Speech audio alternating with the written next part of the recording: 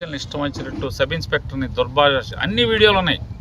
ప్రతి దానికి నేను చెప్పే ప్రతి మాటకి వీడియోలు ఉన్నాయి. అన్ని వీడియోలు మీడియాకి ఇస్తాం, ఆల్రెడీ పోలీసులకు ఇచ్చాం. అతను ఒళ్ళంతా గాయాలే.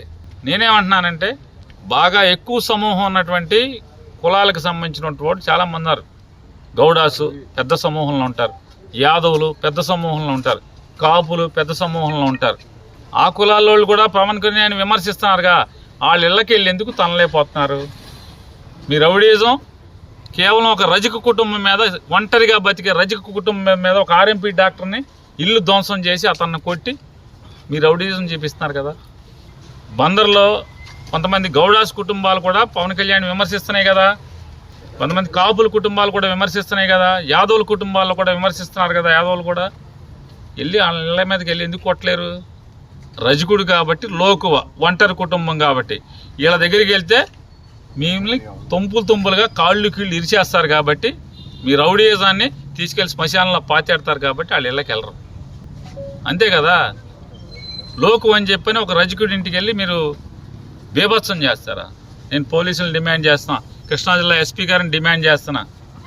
ఇదే రకంగా మీరు జనసేన ముసుగులో ఉన్నటువంటి రౌడీల్ని విచ్చలవిడిగా వదిలేస్తే, మీరు పోలీసులు కంట్రోల్ చేయలేకపోతే ఖచ్చితంగా భవిష్యత్తులో ఇవన్నీ కూడా మర్డర్లకు దారి ఏం చేస్తారు? ఆత్మరక్షణలో ఏం చేయగలరు?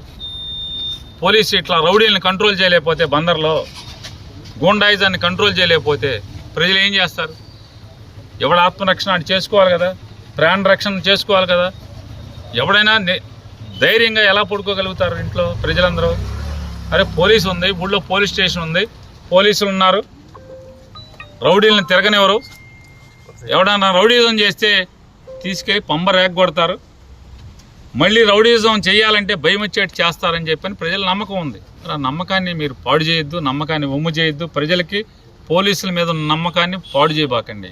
ఏముంటుంది సార్, కుల రవీంద్ర వాళ్ళు కలిసి ఇక్కడ కాకపోతే ఇంకో చోటకి ట్రాన్స్ఫర్ చేస్తారు ఎవరినైనా, అంతకుమించి చేసేది ఏముంటుంది? కానీ ఇట్లాంటి రౌడీల్ని మీరు వదిలేస్తే, మినిస్టర్ ఫోన్ చేశాడనో, ఇంకోటి ఫోన్ చేశాడనో, జనసేన వాళ్ళు ఫోన్ చేశారనో, వచ్చారనో, దయచేసి ఈ రౌడీజాన్ని కంట్రోల్ చేయండి. అంతకితం కంట్రోల్ చేయలేకపోతే చివరికి పోలీసు నమస్కారం పెట్టలేదని పోలీసుని కొట్టే స్థితికి వచ్చారు. ఇవాళ ఇళ్ల మీద పడి దాడి చేస్తున్నారు, ధ్వంసం చేస్తున్నారు. లోపలేశారు. విషయాలని చెప్పాం, చెప్తే మా ఎస్ఐ చెప్పట్లేదు మాకు, మా ఎస్ఐ ఏం జరగలేదని చెప్తున్నాడంటే మొత్తం అధికారులకి, డిఎస్పీ గారికి మొత్తం వీడియోలు చూపించాం, ఇల్లు ధ్వంసం వీడియోలు చూపించాం.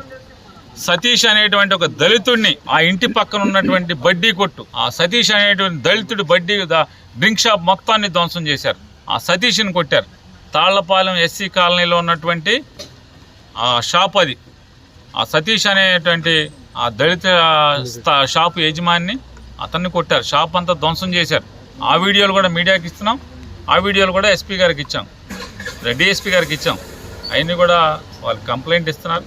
వాళ్ళని దాడి ఏ రకంగా గుండాయిజం చేశారు, ఏ రకంగా ఇంటి మీద పడి ధ్వంసం చేశారు, కఠిన చర్యలు తీసుకోమని చెప్పని ఈ రెండేళ్ల మీద దాడి చేసినందుకు కఠిన చర్యలు తీసుకోండి.